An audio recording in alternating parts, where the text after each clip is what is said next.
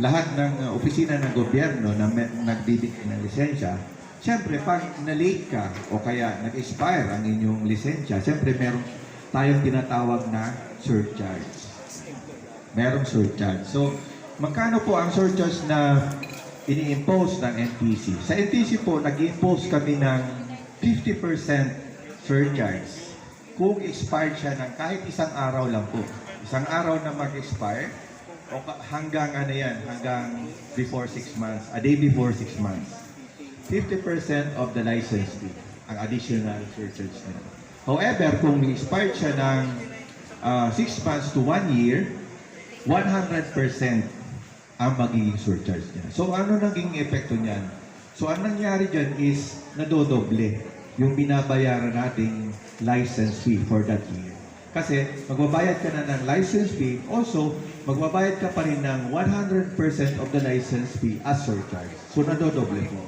So, again, ang advice namin sa inyo, 2 months before na mag-expire ang inyong lisensya o kaya permit, dapat na pong ipa-renew sa NTC. O kaya, magpadala na kayo sa amin ng tawag nito, ng kahit sa email para maipakompute na yung kung magkano ang yung babayaran. Kasi, di ba, sa government accounting procedures, dadaan pa yun sa maraming mga pumipit.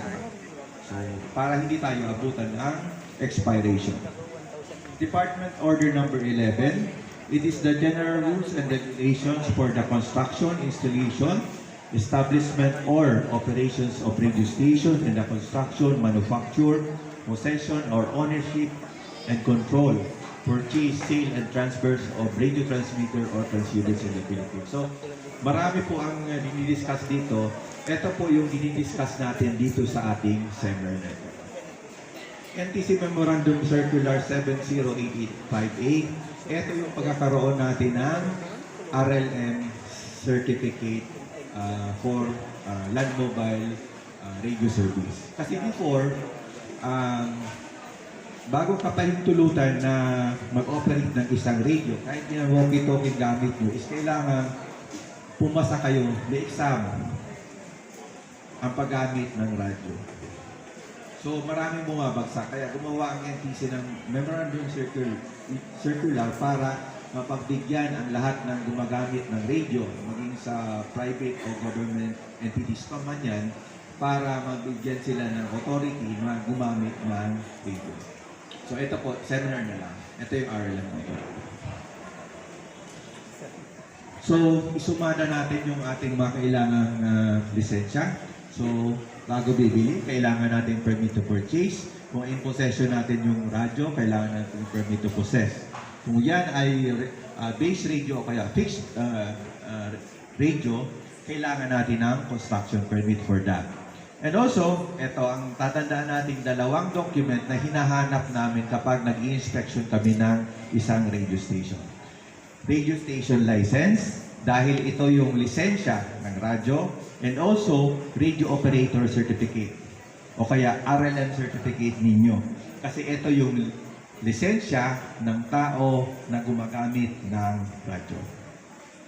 Okay po sa atin, tandaan natin, radio station license and radio operator certificate. Malinaw po, ma'am, sir? Thank you.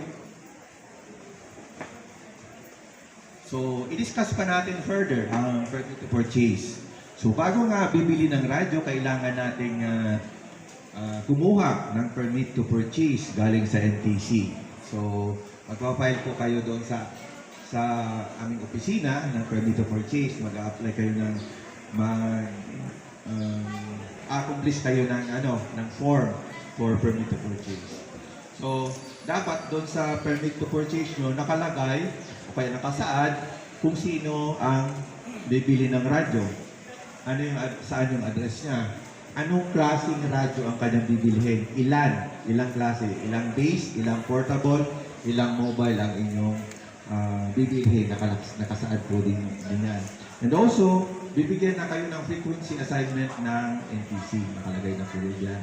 Para kung bibili kayo, ipapakita niyo yan sa isang authorized dealer and ipoprogram na ng dealer yung frequency na gagamitin.